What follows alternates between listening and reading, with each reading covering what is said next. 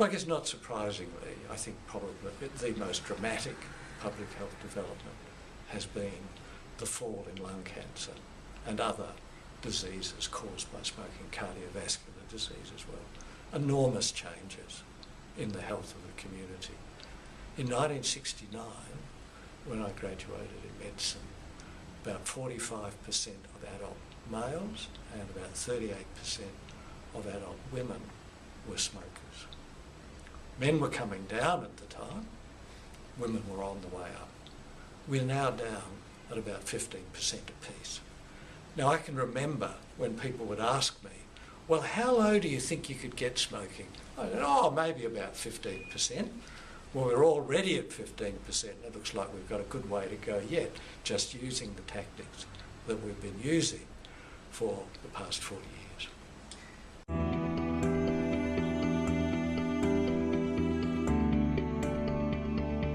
Well, look, I think there are some very important lessons to be learned from it. One of those is patience. It's not going to happen quickly.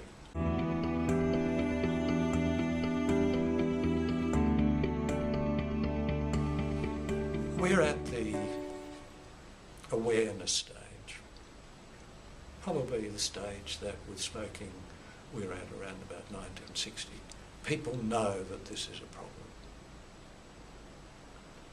We haven't moved much beyond that. In particular, we've had very little success in doing things that might limit people's access to the easy calories. And of course we have recent examples of where governments have tried. For example, in Denmark, they've tried to put a tax on sweet drinks.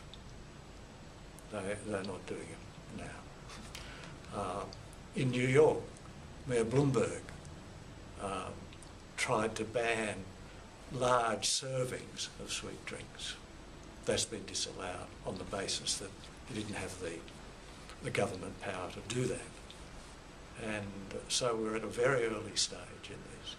But I think the precedent of smoking will ultimately kick in, and we will start to do some of those things, and they are the things that will make the biggest difference.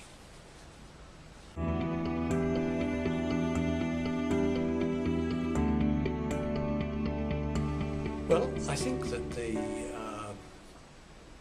thing that's changed for the better is very definitely the whole awareness of the need for what I like to put together in two words as effectiveness and efficiency. Now, that needs to be unpacked, but effectiveness is basically evidence, using evidence in making decisions about what you do. And efficiency is taking that evidence and putting it in with economics to work out how much good can you do with so much money if you apply this bit of evidence into practice. Because it's not just a matter of translating evidence to practice. If we are really going to make a difference and afford to be able to do so, then we have to combine effectiveness and efficiency. Two elements to efficiency. One is the allocative efficiency, which is the one I've just mentioned, where you're making decisions about where the money goes depending on where the best buys are. And of course technical efficiency, which simply means doing things, whatever it is, more efficiently and therefore less expensively and being able to do more.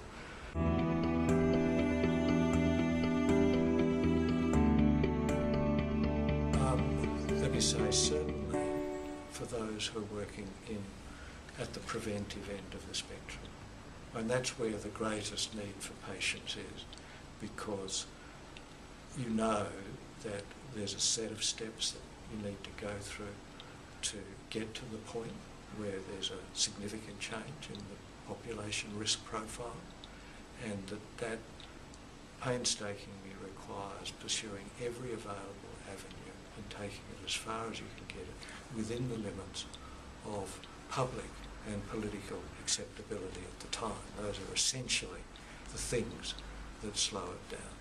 It's a different story in if you like, the delivery of health services, where there's a lot more here and now stuff. And what I would suggest there, the advice that I would want to give, is just stick to the effectiveness and efficiency line and push that for everything that you can, which includes, and very importantly, that even though you know it works, you must see whether or not it is working in practice.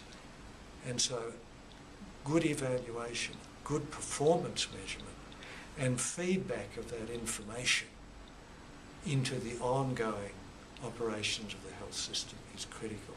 You can't just set and forget. Take a decision, this is what we do now, that's the evidence, that's it.